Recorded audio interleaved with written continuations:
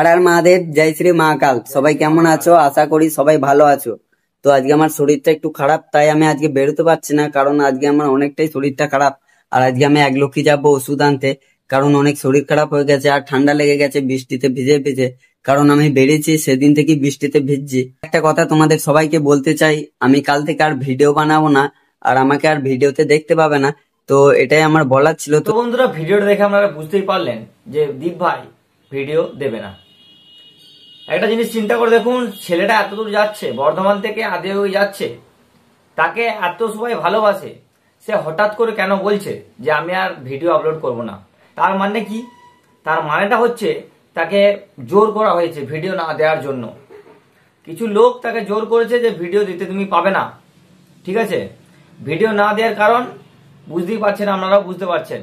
ছেলেটা যে এতদূর যাচ্ছে, তাকে সাপোর্ট করার মতো মানে অনেক লোক আছে, আবার সাপোর্ট না করার মতো অনেক লোক আছে। যে লোকগুলো দীপ ভাইকে সাপোর্ট করছে না, তারাই জোর করেছে, তাকে মানে হ্যারাসমেন্ট করেছে। হয়তো সে যাচ্ছে এত দূর, ঠিক আছে, তাদের চোখে লাগছে যে একটা ছেলে বর্ধমানের মতো ছোট গ্রাম থেকে সে এত দূর যাবে, সেটা কেউ দেখতে পাচ্ছে না। একটা জিনিস মানে আমি বুঝতে পারছি না, ঠিক আছে, ছেলেটার উপরে এত কিসের জন্য চাপ দেওয়া হচ্ছে? প্রশাসনের দিক থেকেও এটা একটা মানে দেখা উচিত যে ছেলেটা যেন সুস্থভাবে যেতে পারে এত দূর, তা নয়। কিন্তু তাকে কেউ না কেউ তাকে হ্যারাসমেন্ট করছে। কিছুদিন আগে তাকে ওই মদ বিয়ার আর ওই গাঁজা নিয়ে অনেকটা দোষারোপ করা হয়েছিল, তাকে থানা পুলিশ করা হয়েছিল। কিন্তু প্রশাসনেরও, আমার মনে হয় প্রশাসনেরও একটুকু মানে দায়িত্ব নেওয়া দরকার। ছেলেটা মানে বর্ধমান থেকে আদিয়োগী যাওয়া মুখের কথা নয়, সে কিন্তু সেই কাজটা করে দেখাচ্ছে, কিন্তু তাকে সাপোর্ট করা হচ্ছে না, কিছু লোক তাকে সাপোর্ট করছে না। হ্যাঁ, আর এটাও অবশ্যই ঠিক কথা যে তাকে মানে আমাদের মতো অনেক লোক তাকে সাপোর্ট করে দীপ ভাইকে, কিন্তু এমন লোকও আছে তার পেছনে কাঠি করছে। একটা ছেলে এতদূর যাচ্ছে, সবাইকার ভালোবাসা পাচ্ছে, অনেকজন জানতেও পারছে যে দীপ ভাই এখন কোথায় আছে, তার পরিবারের লোকও জানতে পারছে যে ছেলেটা আমার কোথায় আছে। কিন্তু ছেলেটাকে চাপ দিয়ে দেওয়া হলেও তুমি আর ভিডিও দিতে পারবে না, কারণ এতদিন সে ভিডিও দিচ্ছে, কোথাও কিছু হলো না।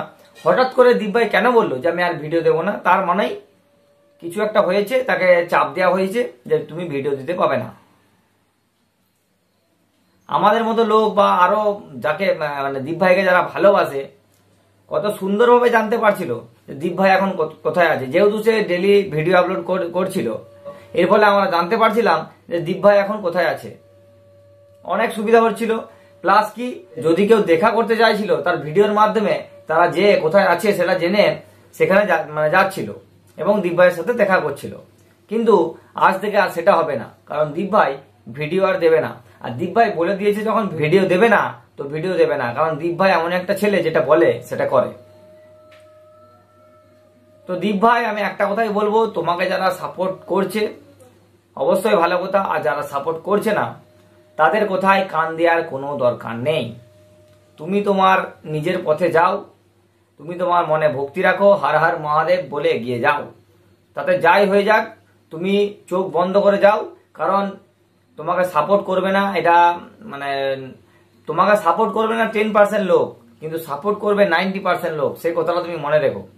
এভাবেই তুমি এগিয়ে যাও, তোমাকে সাপোর্ট না করুক, তুমি শুধু মনে একটা কথাই রাখবে যে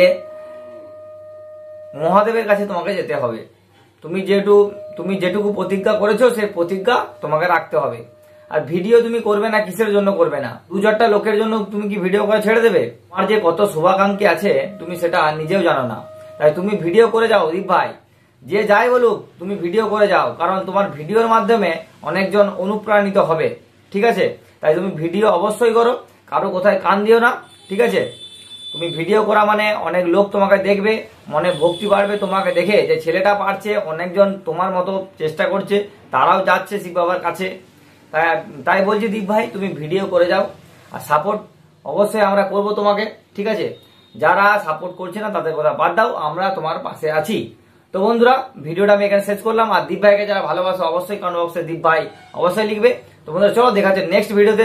ভালো থাকবেন, সুস্থ থাকবেন, ধন্যবাদ। আর জয় শ্রী মহাকাল অবশ্যই কমেন্ট বক্সে লিখবে।